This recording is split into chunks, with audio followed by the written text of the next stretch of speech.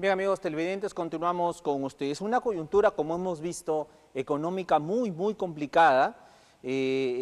Buscamos una reactivación económica. Cerramos, reitero, un 2023 muy difícil, con un decrecimiento, como lo dijo Mónica, de 0.55%. Así cerramos el 2023.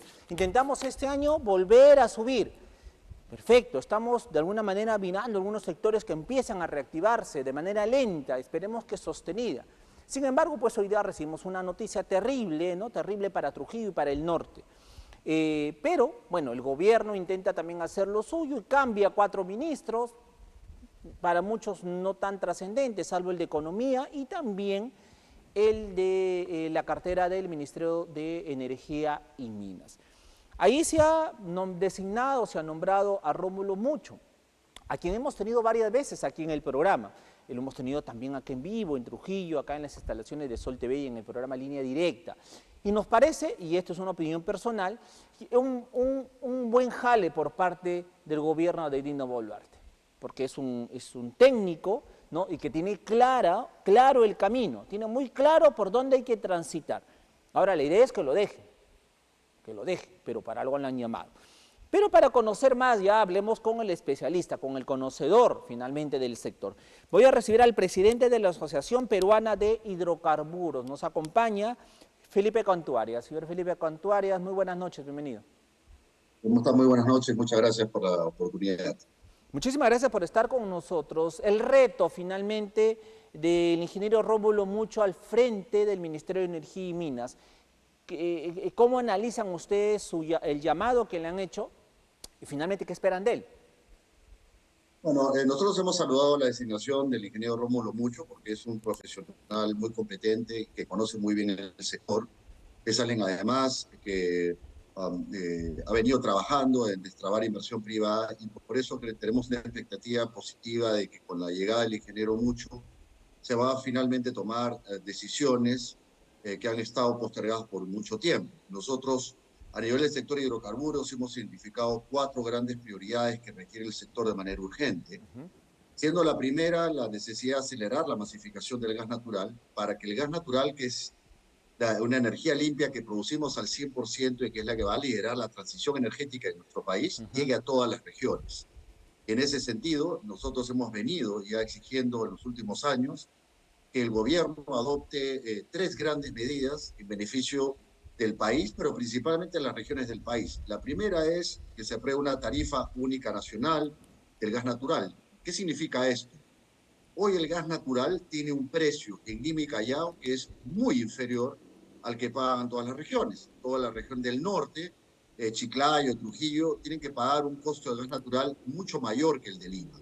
Esto debido principalmente al hecho de que Lima y Callao tienen un costo de distribución de gas natural mucho menor porque están al costado de las empresas generadoras. Si Claro. queremos lograr que se acelere la masificación, necesitamos una tarifa única. Esto quiere decir que en Trujillo, que en Chiclayo, que en Arequipa, que en Apurímac paguen la misma tarifa. Esto ya está listo para aprobación en la Comisión de Energía y Minas.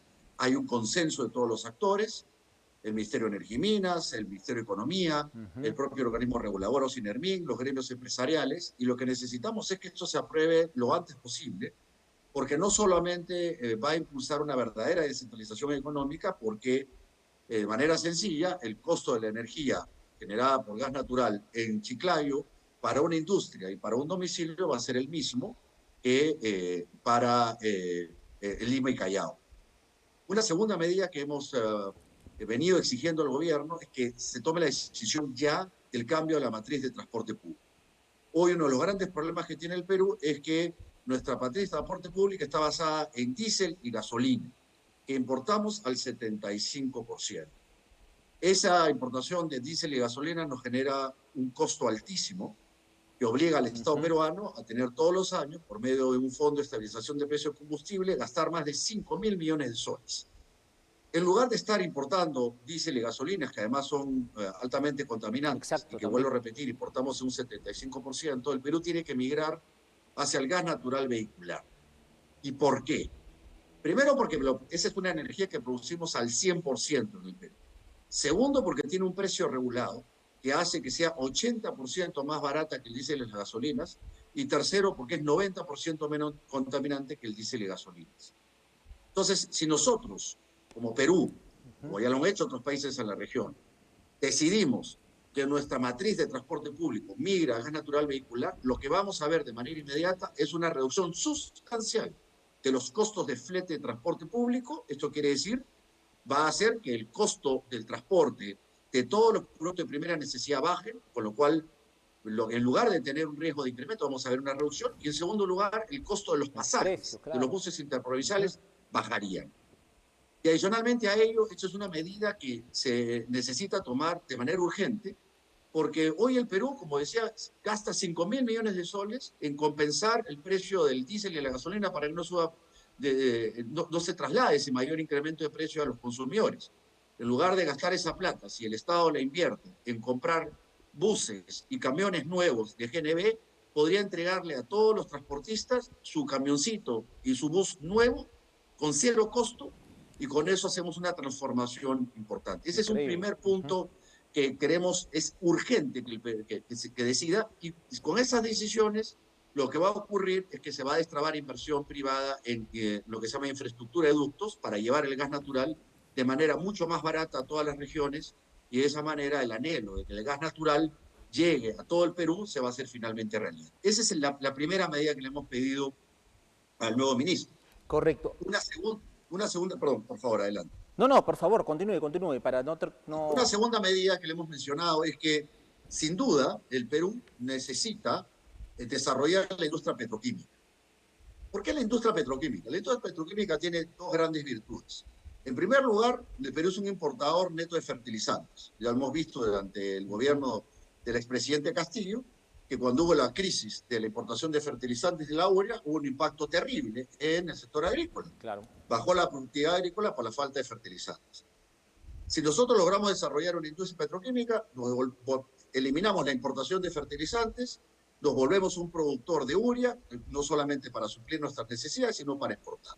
Pero el segundo gran beneficio de la industria petroquímica es que se convierte en un gran demandante del gas natural, lo que permite que utilicemos nuestras reservas de gas natural y hace más eficiente la gestión del gas natural en beneficio de todas las regiones. ¿Pero qué piden todos los inversionistas interesados en desarrollar la industria petroquímica? Que el Estado peruano les garantice que hay gas natural por más de los 23 años que el día de A hoy eso iba. tenemos. Ajá. ¿Pero qué pasa? ¿Qué es lo que ocurre? Hoy no hay exploración en hidrocarburos en el Perú. Y lo terrible del tema, el año pasado la exploración fue prácticamente cero. Y el problema que tenemos es que si no se explora, vamos a descubrir nuevas reservas y no vamos a poder garantizarle a estos inversionistas un horizonte mayor a los 23 años, con lo cual la petroquímica podría ser que no sea atractiva. Pero no solamente eso, sino que un tema muy importante que también hemos puesto en la agenda es la necesidad de acelerar el proceso de transición energética, que significa dejar de depender del diésel y las gasolinas y comenzar a migrar hacia el gas natural y otras energías complementarias, como puede ser, sin duda, las energías renovables, solares, eólicas, que van a tener un rol importante, el GLP, que va a tener un rol importante como energía complementaria, y también nuevas energías que nosotros como Sociedad Peruana de Hidrocarburos estamos promoviendo, el hidrógeno, el litio y otras energías que sin duda nos pueden ayudar a tener Correcto. una matriz energética balanceada. Muy bien. Y dejar de depender, vuelvo a repetir, del diésel y gasolina que importamos en un 75%. Correcto. Señor Felipe Dicho esto, Cantuaria. sin embargo, sí quería hacer una salvedad para terminar, y es que esa transición energética va a tomar tiempo. No es que de un día para otro vamos a dejar de depender del diésel y la gasolina. Claro. Entonces, el Perú tiene la enorme bendición de tener reservas de petróleo, sobre la cual se producen las gasolinas y el diésel, pero no las estamos poniendo en valor. ¿Y cuál es el tema que hemos pedido ahí? Que se reactive la inversión en exploración, para el cual se necesitan dos medidas puntuales que venimos persiguiendo hace años. La primera es que se adecúe el sistema de regalías, es decir, lo que se paga por el derecho a explotar esos lotes de hidrocarburos, que tenemos un sistema desfasado, que no funciona. Y segunda medida, que se reduzca la permisología. Pero es una locura, simplemente para que usted entienda, tenga una idea de por qué en el Perú no se explora. Mientras Muchos en todos los permisos, otros países muchas de la región, autorizaciones. Bolivia, Ajá. Ecuador, Argentina, Brasil, Colombia, Para obtener una licencia para explorar en hidrocarburos le toma entre 4 y 8 meses, en el Perú nos toma, en el mejor de los casos, 4 años. Pero nadie viene a invertir al Perú. Y esto es realmente algo que hace muchos años venimos llamando la atención y no ha habido ningún liderazgo político que permita ese cambio. Esperemos que con la llegada del ministro Rómulo Mucho, que es una persona muy capacitada, Exacto. finalmente se tomen esas decisiones. Y el último punto, y con esto termino, A ver, señor es Cantuarias. que nosotros lo que hemos señalado es que necesitamos, en términos del sector hidrocarburo, una visión clara en términos de lo que es la promoción de la inversión privada. Y en ese sentido, necesitamos claridad en términos de lo que se llama predictibilidad de inversiones. Y hay un factor que está distorsionando el sector hidrocarburos que se llama Petroperú. En el caso de Petroperú, lo que nosotros hemos señalado es que la empresa estatal necesita pasar por una reestructuración completa. Reforzar su gobierno corporativo, que en buen castellano significa cambiar totalmente el directorio, nombrando profesionales independientes que sepan gestionar y que adicionalmente a ello comiencen a actuar con transparencia. Y que el plan de reestructuración de Petroperú pase por publicar este documento, este plan estratégico que desarrolló esta consultora Tutelirel, que se ha mantenido bajo 7 llaves, un secretismo nunca antes visto, y que no nos permite ni a los gremios ni a los expertos poder contribuir con propuestas de cómo hacer para lograr recuperar la eficiencia de Petroperú. Entonces, necesitamos que eso ocurra. Pero además necesitamos que en lugar de estar entregando a dedo lotes a Petroperú, se hagan licitaciones internacionales. Eso le estamos también pidiendo al nuevo ministro de Energía y Minas que el lote 10, que es el lote que produce el 75% del crudo de petróleo del noroeste de nuestro país, salga a licitación internacional para que se consiga el mejor y que Petroperú participe, pero que no se le entregue a dedo porque es una muy mala señal, porque va en contra de la libre competencia. Porque genera una discriminación que inclusive viola tratados internacionales celebrados por el Perú. Y por otro lado, es una muy mala señal para la inversión privada, en un momento donde la inversión privada es fundamental para reactivar la economía en nuestro país. Entonces, esa es la agenda que le hemos propuesto al ministro Rómulo Mucho, con quien esperamos poder reunirnos pronto, y nuestra oferta es trabajar de manera colaborativa. Nosotros como gremio estamos llevando propuestas pensando siempre en términos de país, de lo que es mejor para todos los peruanos. Nosotros no tenemos propuestas que busquen desarrollar algún tema en beneficio particular.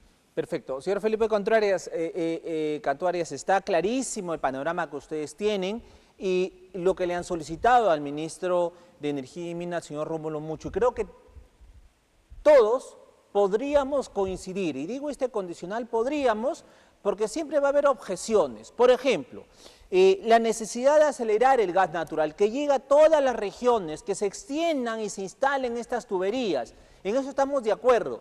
Pero ¿qué objeción, así en breve, señor Cantuarias, qué objeción tienen para que esto no se haga si existe un beneficio evidente para todos los peruanos? Lo que ha ocurrido es que los últimos años el Perú ha vivido en crisis política. ¿Cuántos presidentes hemos tenido? Y eso ha trabado todas las decisiones. Correcto. Los temas más importantes para nuestro país han estado postergados. Magnífico. El tema del gas natural es un tema de país, porque es bien importante entender este concepto para que todos sus televidentes lo comprendan bien. He tenido la oportunidad de estar en algunos foros universitarios y discutiendo con los alumnos, y creo que todos comenzamos a entender que la energía es un factor fundamental para la competitividad. En eso estamos de acuerdo país, todos, claro. ¿Cierto? Si tú tienes seguridad energética, o sea, tienes garantizado tus recursos de generación energética a un precio regulado, ese precio que no está sujeto a los vaivenes internacionales, tienes una ventaja sobre los demás países. Eso es lo que tiene el... Pero desgraciadamente no llega a las regiones. Señor Cantuarias, pero vamos al hecho. O sea, si bien es cierto, hay una decisión política que tiene que darse y viene una crisis como la que hemos vivido, esto no creo que sea óbice para frenar una decisión, ¿no? O sea, expandan las redes, o sea, extiendan las redes de gas. O sea, ¿dónde está la traba real de esto? La crisis política la tuvimos hace algunos meses atrás, pero varios presidentes han pasado y ninguno se animó a que esto se extienda y se expanda. Entonces, ¿dónde está la traba? ¿Dónde ven el monstruo para poder ellos decidir esto? Nosotros hemos identificado 3 razones principales por las cuales, pese a que este es un tema prioritario para el país, Claro que donde sí. creo que no hay discusión que se tiene que implementar, hoy seguimos postergando decisiones. Una primera, ya hemos hablado, de la falta de liderazgo político en el Correcto. país. Una Ajá. segunda, que creo nosotros tenemos que asumir responsabilidad como gremio, es que no hemos hecho suficiente difusión de la importancia de la masificación del gas natural. Y ese es un trabajo que estamos haciendo ahora, yendo a todas las regiones a explicar el beneficio directo de lo que va a implicar la masificación del gas natural. Déjeme darle un par de ejemplos que estamos utilizando para que la gente de a pie entienda el beneficio. ENB, gas natural vehicular. ¿Por qué tenemos que ir al gas natural vehicular? Porque decía que es la energía que producimos al 100%, que es 80% más barata que el diésel y las gasolinas y 50% más barata que el GLP, y es 90% menos contaminante que el diésel y las gasolinas. ¿Qué significa esto? Que, por ejemplo, un taxista, ¿no es cierto?, que recorre 100 kilómetros diarios, se podría ahorrar unos entre 1.200 y 1.500 soles al mes si migra a gas natural vehicular. Esto quiere decir que un taxista se podría al año llevar al bolsillo entre 15 y 18.000 soles para él. O sea, esto tiene un Así de simple, impacto claro. enorme en el bolsillo de los peruanos, sobre todo de las familias más pobres. Si lo llevamos a los hogares, hemos logrado demostrar que una familia que el día de hoy tiene su cocina con GLP, que adicionalmente tiene su terma con GLP, o gasta entre 60 y 120 soles. Con el gas natural va a pagar 20 soles. Y si adicionalmente a ello tiene un tercer aparato, en lugar de pagar 150 soles o 100, como ocurre hoy día, va a pagar 60 soles. Pues estamos hablando que para las familias del Perú, sobre todo las familias más pobres, en el norte de nuestro país, el ahorro, tú sabes lo que significa que una familia se pueda ahorrar 100, 140 soles en Exacto, energía, eso es brutal. Pero exacto. no solamente esto, imaginemos el caso en el sur, ¿ya? En el sur todos los años hablamos del friaje, ¿no es cierto? Y el friaje es un problema, pero ¿cuál es el problema con el friaje? El problema del friaje es que no tienes cómo generar calor. Pero bueno, podemos generar calor con gas natural, podemos generar calor con GLP también, Correcto. pero no lo hacemos. Entonces nos gastamos 30 millones de soles al año en llevar frazadas y una serie de cosas. La energía que pueda llegar a todas estas zonas va a solucionar el problema, no En eso solamente estamos claros. del friaje, sino de las enfermedades pulmonares, porque gran parte de esas familias siguen generando calor y leña, que es altamente Perfecto. contaminante y de Perfecto, muchas señora grasa. Cantuarios. Entonces, Sí, nos habló de dos elementos, falta de liderazgo político y el otro es una especie de autocrítica, manifestar que faltan mensajes pro gas natural. Pero ¿cuál sería la el tercera variable? tercer tema, y Sí, la tercera razón es muy importante, la necesidad de que los decisores entiendan el tema. Y quiero darte un ejemplo muy claro. Cuando el gobierno pasado a algún político se le ocurrió hablar de la necesidad de estatizar Camisea, ajá, confundió el gas natural con el GLP. Decía que había que estatizar Camisea porque había que bajar el precio del GLP. Entonces, una confusión enorme entre lo que es gas natural y lo que es el GLP. sí. Y entonces, ahí lo que nosotros nos dimos cuenta es que la gran parte de nuestros decisores, tanto a nivel de gobierno nacional, No Congreso, saben dónde están gobiernos parados, sí, regionales, no en el tema. no, Entonces, no lo como no lo conocen, entiende, no lo lideran.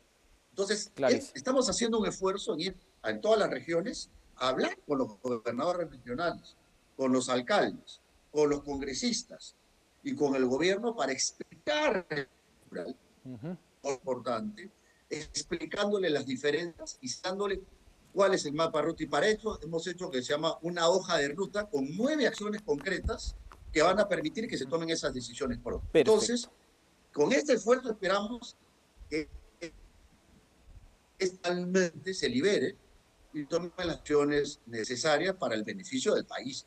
Correcto. Señor Felipe Cantuarias, en todo caso, por favor, empezamos ya con esta entrevista.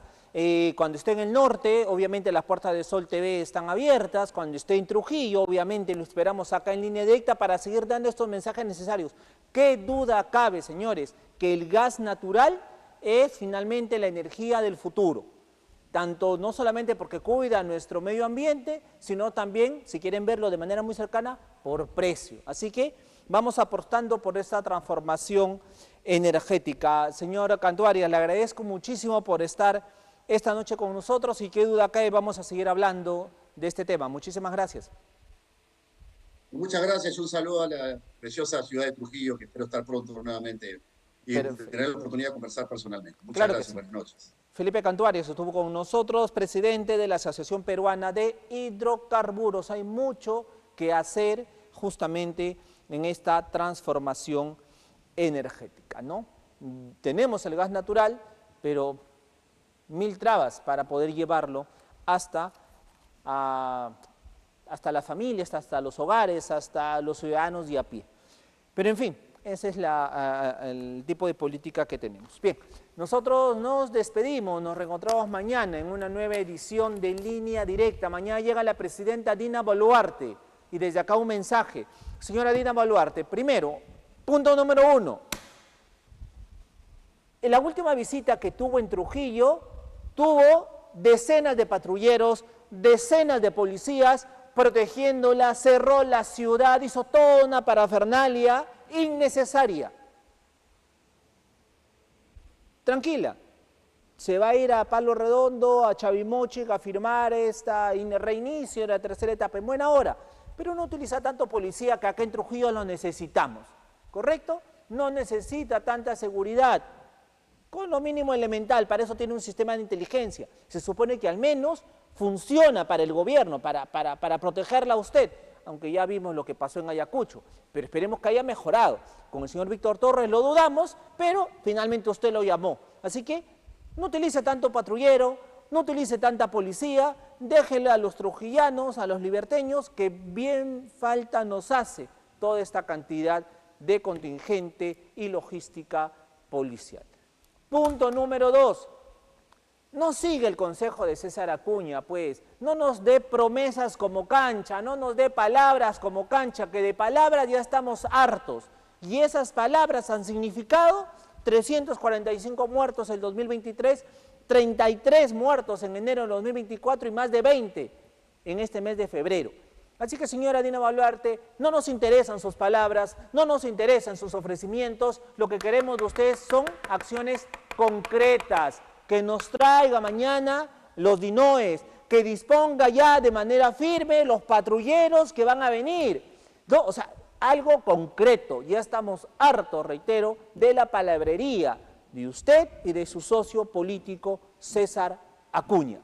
Así que si mañana viene para la fotito y va a estar al lado del señor Acuña, que son pinky, son socios políticos, en buena hora haga su fotito por algo de la tercera etapa que ya salió, pero todo se va a parar, y se lo digo, todo puede pararse en Chavimochic si es que vienen los canadienses a empezar a trabajar y bandas organizadas se paran ahí y amenazan a los empresarios, amenazan a los que están a cargo de la obra y se suspende todo por lo mismo que pasó con Paolo Guerrero. Así que, por favor, menos palabras, menos promesas y acciones efectivas, que es lo que queremos. Estamos hartos, se lo digo, estamos hartos de que vengan para la fotito. Bueno, de esta manera terminamos el programa, nos reencontramos mañana en una nueva edición de Línea Directa.